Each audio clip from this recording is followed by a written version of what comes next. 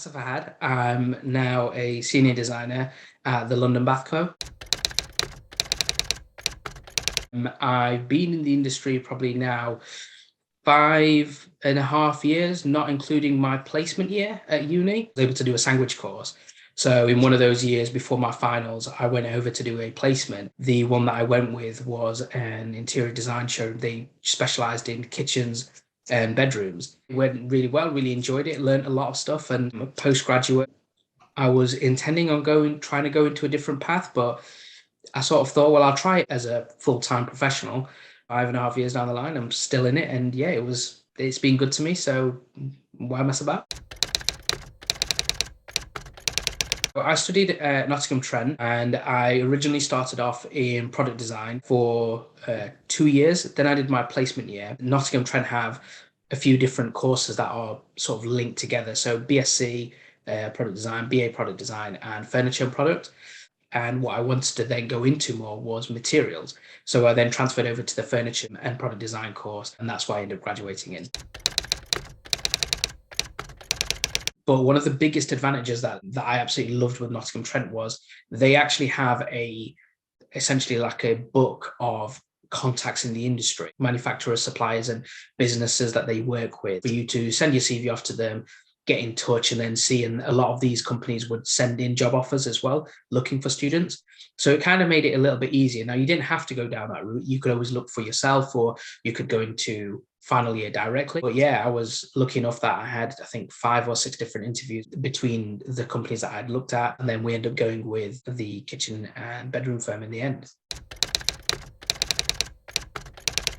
My family history is predominantly based on restaurant and property. I've liked the idea of design, I guess, designing kitchens. I'm used to liaising with clients on a daily basis with working in the restaurant, but now going, I guess, more medium to high-end market and dealing with clients of a much more sort of, I guess, personal value. When I went there, the actual owner of the business was looking at opening up a wine bar and restaurant, and he wanted that knowledge as well as the interior knowledge and kind of manifesting and implementing everything together. It involved a lot of graphic design, photography, management skill, designing interiors, dealing with clients. Yeah, it was great. It was very, very intense at the time. But yeah, it was sort of nice in the sense that Jason, who was my boss at the time, gave me a lot of freedom. I guess my last place, so up north where sort of born and raised, that's where I was originally for 4.5 years-ish. And then was just sort of looking for a path. And I've always kind of wanted to move into London, but I was always a firm believer that a lot of London and sort of southern companies, you've got to bring something to the field. It's not just about being a designer. There's thousands of designers out there. It's what you can bring as an individual that separates you from everybody else. I got in touch with a couple of different firms. Simon Acres, I was speaking to them. They put me in touch for a couple of different interviews, which went really well. Got offered the job for all of them. Next thing I know, Steve from the London Bath Co had offered me the position, and then pretty much sold my house, sold my car, packed up, and then just moved down south within 6 weeks, I believe.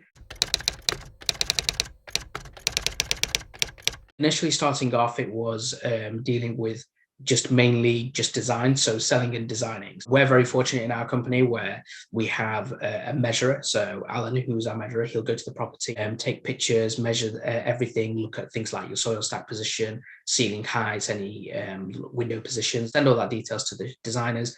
We'll then contact the clients and we'll deal with them from there. We'll get them booked into the showroom, come up with some preliminary designs together, go through those designs, show them through their tile choices, product choices, and then sort of go from there. Very, very heavily pushed to try and get designs and quotes out within 48 hours as well. So trying to get the ball rolling very, very quick.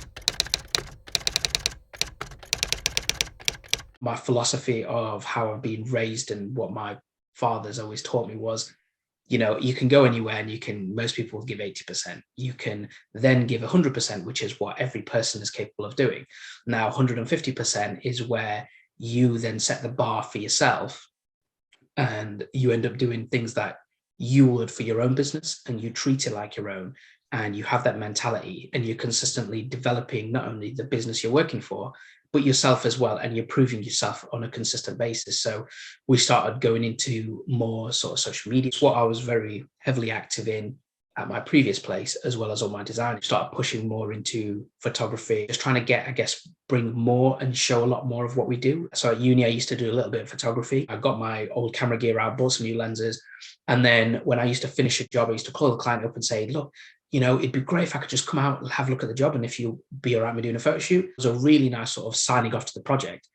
Then lockdown came, started doing a lot of before and afters, like your CADs, renders to reality, all this kind of stuff. But then I sort of looked in a lot more, sort of a deep dive in social media, and realized that a lot of companies don't showcase a lot of videos. Pictures speak 1,000 words, but being able to see a video, you can see where one object correlates to another and the distances and how things in the room, all your textures match together. So then I taught myself over the long 3-month lockdown that we had, videography and editing. And when I went to do photo shoots, start doing video shoots as well. We used to use those in the showroom. So clients used to come in, we had it on a large screen. I've always been fortunate that a lot of my employees have sort of given a bit more freedom to, I guess, add a bit of flair where I sort of wanted to. The initial element was obviously the designing and my design skills and the selling ability. It's one of the key things of being in the industry. I guess just being creative. I don't know if it's just been my experience or if it's similar with other people, but a big thing for me has been I've always sort of had a bit of freedom with it. Some clients will come up with really funky and weird and wonderful ideas, and it's up to you to put that together. I always think, if you go in open-minded, you'll never do a 9 to 5 where you're supposed to do exactly what you're supposed to do. And I think that's in every industry, every job position, whether you own the business or whether you are a junior or you're new to the industry, it'll never be exactly the same thing every day. So every day is a learning day. The biggest thing for me was just the difference between being up north and down south. Is in the last place, we had very few staff. It was very, very close knit, very sort of family oriented team. Business was doing really well, but we were busy and you were running around consistently, long hours, driving a lot from site to site, delivering, trying to do your sales, design, manage. So I thought moving from there to London would be not much different in terms of the lifestyle. But when people say it's fast paced down here, they are not kidding. It is very, very, very fast. You've just got to be as productive as possible. Yeah, really, really make sure that you're on top of your diary, which is a big thing. Making sure that you're scheduled, even down to meeting up with, I guess, friends and family. The last place we actually started off as a bathroom company and specialized in bathrooms, and then slowly started doing more and more kitchens. And then my aim was to get the company to be 50-50 split in kitchens and bathrooms. It's a big, big thing in the industry where people say, well, you can design bathrooms, but you can't design kitchens, or one or the other and vice versa. But it doesn't really make a difference. The difference between two industries is in bathrooms, you're able to be a lot more free. A lot of products are freestanding. And the biggest thing that you need to just know is increments between products. So, you need to know it's sort of average aperture you're going to leave for a toilet housing, or, what you're going to, if you're having a wet area, what you're going to do in that sort of space and how it's going to be treated. And then you can pretty much have freedom to just put things wherever you like. A kitchen's a bit more, I guess, boxy, but how designs and products are coming out now from Italy, from Germany, even a lot of our UK manufacturers, they're fantastic. You can do, go up into the eaves of ceilings, you can make them truly bespoke, and you can just have fun with it.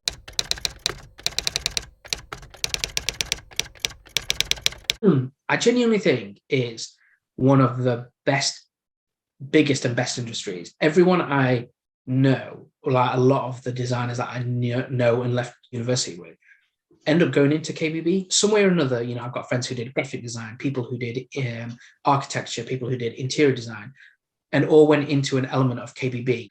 I think it's an industry that's growing quite rapidly. You can be successful whether you're being as just a sales designer or just part of the company, or if you want to eventually build and create your own, you can be successful either way. I think a lot of people will just find a lot of freedom. If you are willing to put in a few extra hours to learn, it will pay you back tenfold in the future. It's definitely worth it.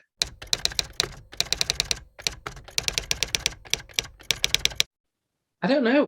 If I'm honest, London's got a lot to offer. I'm hoping to increase my, network as well of designers, manufacturers that I work with. Really excited. Everything with the London Bath Co. and where we're going, developing, looking at getting new showrooms and opening up different spaces. Possibly open, having my own place at one point. I don't know. So when you're in a great place, you have no reason to leave. I don't know what the future's going to lead to, but just keep learning, pushing.